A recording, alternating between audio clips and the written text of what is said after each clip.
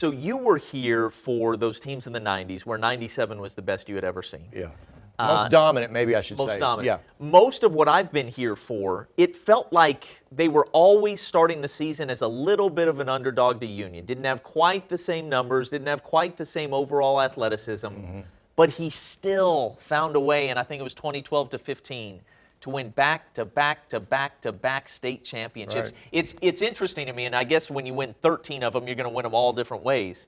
But he was able to do it lots of different ways. Yeah. He could do it with the most dominant team we'd ever seen, and then he could do it with a bunch of, I don't want to say overachieving kids, but, you know, they got the Program guys. most, program guys. Yeah, he did it lots of different ways. Did it with dominant defenses, and then, you know, sometimes with just offensive lines, you know, in ground games that dominated. And a lot of, towards the end, they were throwing the ball with far more success than they were running. They did it lots of different ways. Oh, yeah. He figured things out. He was amazing in the way he used guys and figured out the best way to use players. Like Matt McCoy was a quarterback. He converted into wide receiver and defensive back. Matt became a great player for Jinx during the 97-98 period and went on to OU and was an impact guy.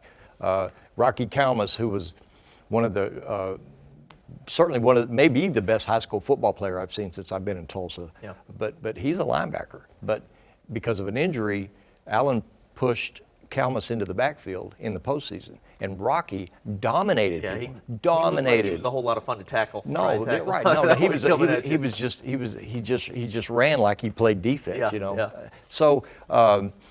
But you're talking about the more recent 4-in-a-row streak, they just got better in season every year. Yeah. They were always better in November than they were in September, which is a sign of good coaching. And, you know, if you look at Allan's coaching tree, you're talking about nearly 20 of his assistants became head coaches. So I would but I would state that Allan was as good at coaching coaches as he was at coaching kids.